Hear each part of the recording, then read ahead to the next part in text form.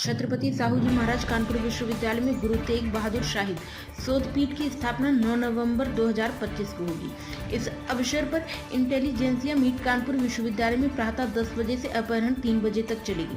तत्पश्चात सभी मेहमान और संगत के लिए लंच की व्यवस्था रहेगी। बाहर से आए हुए मेहमानों में मुख्य रूप से उपकुलपति पंजाबी यूनिवर्सिटी पटियाला से डॉक्टर जगदीप सिंह, उपकुलपति Shri Guru Granth Sahib world university Fatehgarh doctor Pratipal Singh, Chandigarh university से उपकुलपति डॉक्टर मनप्रीत सिंह, राष्ट्रपति पदक विभूषित principal Gurmukh college Patiala doctor Jasbir Kaur और प्रभारी department encyclopedia of Sikh Asian Punjabi university Patiala से डॉक्टर परमवीर सिंह पधार रहे हैं।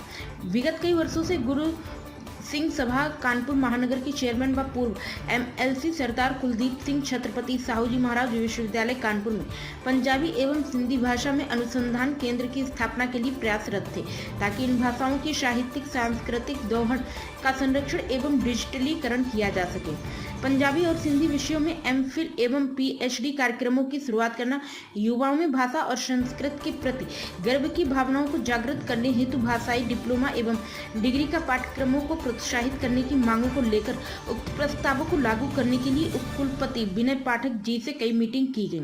उन्होंने गुरु तेग बहादुर साहिब के 350वीं शहीदी शताब्दी वर्षगांठ पर उक्त प्रस्तावों को लागू करने की अनुमति दे दी, जिसमें कल इंकित की गई औपचारिकताओं को पूरा करना था, जिसमें लगभग 25 करोड़ रुपए का खर्च को पूरा करने पर पंजाबी एवं सिंधी अनुसंधान केंद्र की स्थापना के साथ हमारा सिख और सिंधी भाइयों से निवेदन है कि हर व्यक्ति को अपने स्तर से यथाशक्ति योगदान दें।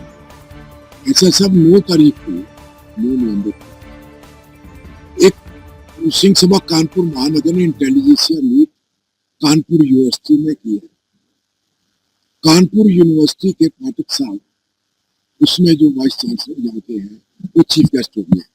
पंजाब यूनिवर्सिटीज के कई वाइस चांसलर्स, कई विद्वान पुरुष लोग पूरे देश के जो हमारे इंटेलिजेंसिया क्लासेस होती वो आ रही है, जिन्होंने शोध का काम किया है गुरु तेग बहादुर साहब और अदर मार्टिडर्स जिन्होंने शहीदियां प्राप्त की हैं, उसके लिए जिन्होंने कार्य किया है, वो सोच सब लोग यहाँ पर आ रहे हैं।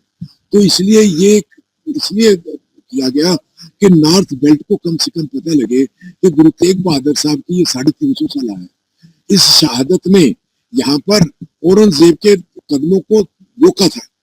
औरंगजेब ने मिस्र, सीरिया, ईरान, अफगानिस्तान सबको इस्लामिक कंट्री बना लिया था। अब बारी थी भारत की।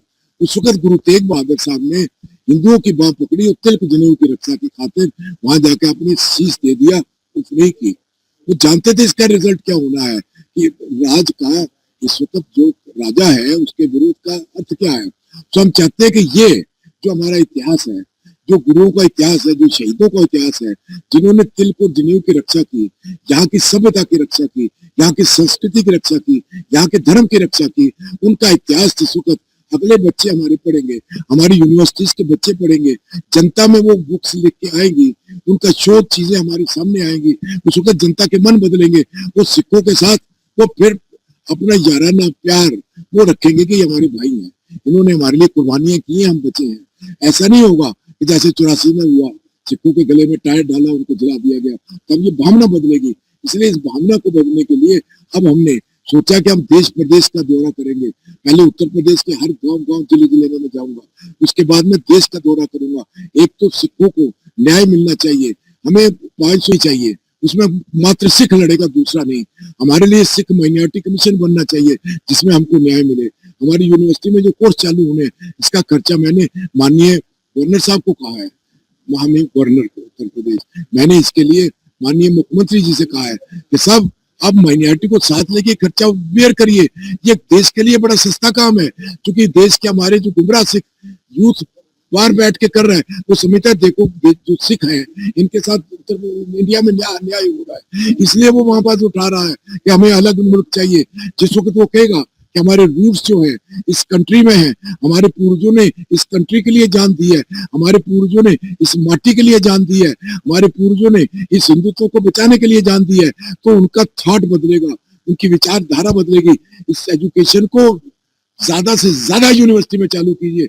आज मैंने कहा महामहिम जी, आज अपनी कानपुर यूनिवर्सिटी में चालू कीजिए, लखनऊ यूनिवर्सिटी, उसके बाद भारत को यहाँ से लिखिए कि साहब क्योंकि आपके नहीं है तो आप सेंटर को लीजिए। यहाँ से फर्स्ट हमको ट्राई बेल्ट में बुलाया गया है, वहां पर उन्होंने कहा हम आपकी 5-5 हजार की मीटिंग कराएंगे। हम वहां पर दिसंबर के महीने में, यहाँ पर हम 1984 के दंगों का जो केस जीते हैं उसमें हमें गदगद है। उसके बाद जो कन्वेंशन हमने लखनऊ किया है, 5 गुरुद्वारे आपस में गोलियां चलती थी, आज हमने 5 को इकट्ठा कर दिया है। पहला ट्राई बेल्ट में होगा, लेकिन अभी तो नवंबर तक तो 23, 24, 25 गुरु तेग बहादुर साहब की शहादत मोती झील में मना रहे हैं, जिसमें आगे 2.5 लाख आदमी की गैदरिंग होती है। अब की तो हम एक्सपेक्ट कर रहे हैं 5 लाख की गैदरिंग होगी और उसको बड़ी आन शान बान से मना लें। उसके बाद दिसंबर में हमने किया है, ब्लूप्रिंट तैयार किया है। हमारे केंद्र की जो सेंटर है पंजाब चंडीगढ़ में, हमारी केंद्रीय बॉडी, मैं उत्तर प्रदेश का अध्यक्ष हूँ केंद्रीय गुरु सिंह सभा का। हमारी शुरुआत हुई थी सरदार हुकुम सिंह स्पीकर से, he was our first president. उन्होंने कहा कि आप ब्लूप्रिंट बना के भेजिए, हमारा समर्थन, हमारा सहयोग, हमारे हर व्यक्ति आपके साथ चलेगा। इससे बढ़िया कुछ हो नहीं सकता जीवन में कि हम ये जाके मैसेज दें कि सब एक है, ये भारत हमारा है।